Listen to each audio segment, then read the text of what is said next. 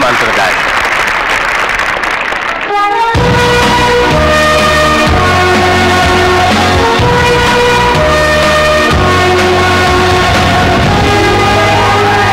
Morning, sir. Good morning. Thanks. You're welcome. నమస్తే madam. ఇప్పుడు మన ముఖ్య అతిథి మన జిల్లాకి కొత్త కలెక్టర్గా విచ్చేసిన శ్రీమతి రాజేశ్వరీదేవి గారిని వారి సందేశాన్ని మీకు వినిపించవలసిందిగా కోరుతున్నాను. Madam please.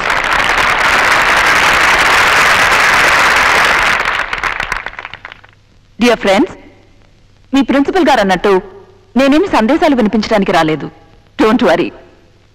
నేను ఒకప్పుడు స్టూడెంట్ని కనుక నా మనసులోని మాటల్ని మీతో చెప్పాలని వచ్చాను. జనరల్గా ఇలాంటి సభల్లో మాట్లాడే వాళ్ళందరూ చూడండి పిల్లలు, బాగా చదవాలి, కష్టపడి చదవండి అని చెప్తూనే ఉంటారు. 20 సంవత్సరాల క్రితం నేను కాలేజీలో ఉన్నప్పుడు కూడా మమ్మల్ని ఇలాగే బెదిరించేవారు, కష్టపడి చదవండి, కష్టపడి చదవండి అని. కానీ నేను చెప్పేది ఒకటే, కష్టపడి చదవకండి. చదువంటే ఇష్టపడి చదవండి. చదువుని ప్రేమించి చదవండి. చదువుని గౌరవించి చదవండి. అందులోనే మీ విజయ రహస్యం ఉంది. ప్రపంచ ప్రముఖులందరూ ఒకప్పుడు స్టూడెంట్సే. ఒక అబ్దుల్ కలాం, ఒక అమర్త్య సెన్, ఒక సచిన్ టెండూల్కర్, ఒక సానియా మిర్జా ఇలాంటి నేషనల్ ఇంటర్నేషనల్ పర్సనాలిటీస్ మీలోంచి వచ్చిన వారే. కాలేజ్ లైఫ్ లో చదువు ఉంటుంది, సరదాలు ఉంటాయి. వాళ్లలాగే ఆ స్థాయికి మీరు ఎదగాలంటే మీ సరదాలు కొంచెం పక్కన పెట్టి చదువు మీద కాన్సన్ట్రేట్ చేయాలి. తప్పదు.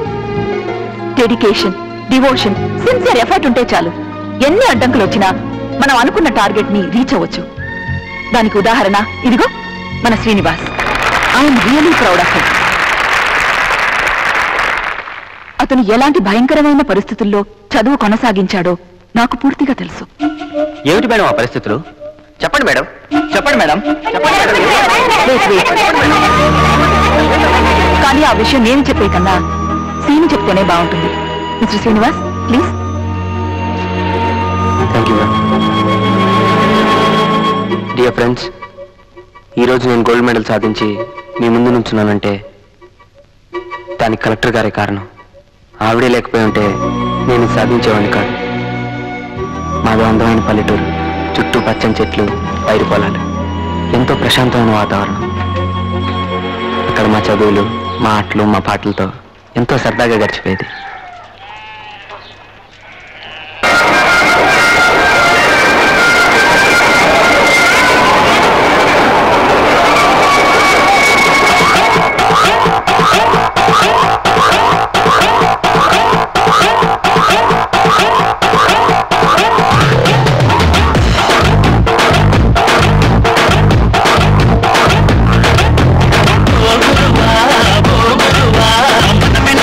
Come on,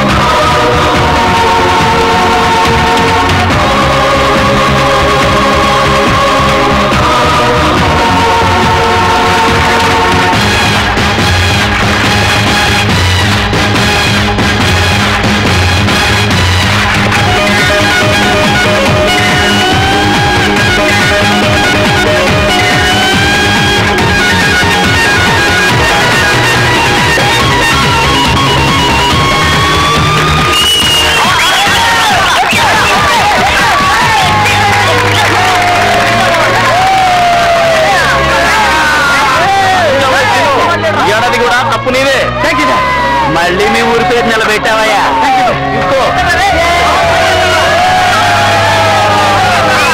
ప్రియమైన ప్రజలారా, ఈ కార్యక్రమంలో ఎంతో మంది ప్రజలు అవి కావాలి ఇవి కావాలని అర్జీలు పెట్టుకున్నారు, తమ సమస్యలు చెప్పుకున్నారు.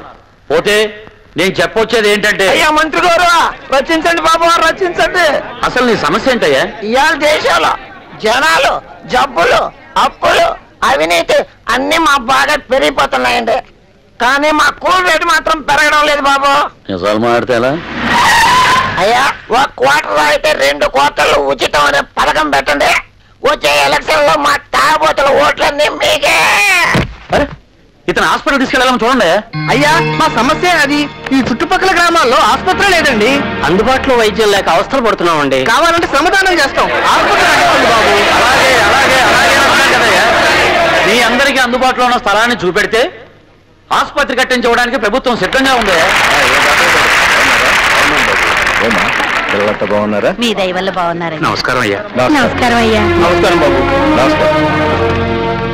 నమస్కారం మంత్రి. నమస్కారం రాయుడు గారు. నమస్కారం. రండి కూర్చోండి. పర్వాలేదు రండి. మీటింగ్ అయ్యాక నేనే వచ్చి మిమ్మల్ని కలుద్దాం అనుకున్నాను. ఎంత మాట. కానీ సమస్యలు చెప్పుకోవటానికి ఇటువంటి వేదికే సరైన ప్రదేశం కదా అల్లుడు గారు. చూడండి,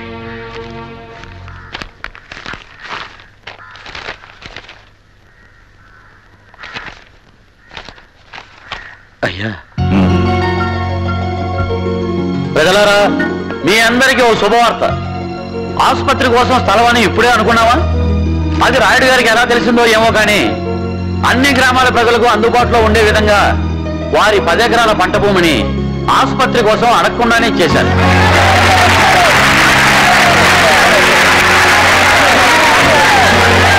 రాయుడు గారి గొప్ప మనసు వర్ణించడానికి మాటలు చాలవు. గోరంత సాయం చేసి కొండంత పబ్లిసిటీ చేస్తుంది ఈ రోజుల్లో. పొగట్టల కోసం చేసేది దానం కాదు, పొగరుతో చేసేది ధ్యానము కాదు. Thank you sir.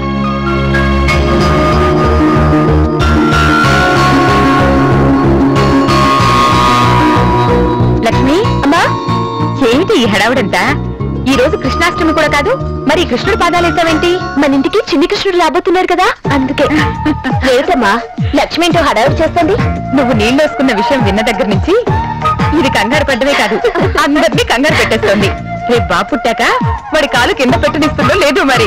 ఒక్క క్షణం కూడా వదలను. పాలు ఇవ్వడానికి మాత్రం కాసేపు పక్కకిస్తా. ఆ కాసేపన్నా ఇస్తాను. సంతోషం అన్నట్టక్క, ఈ రోజు కుంకుమకు పాలు వేసుకుని తాగాలి. అప్పుడే దబ్బ పండు లాంటి కొడుకు పుడతాడు, లేదంటే నల్ల కృష్ణే పుడతాడు. మన కర్రావు దుడికి తోడుగా ఉంటాడు. లక్ష్మి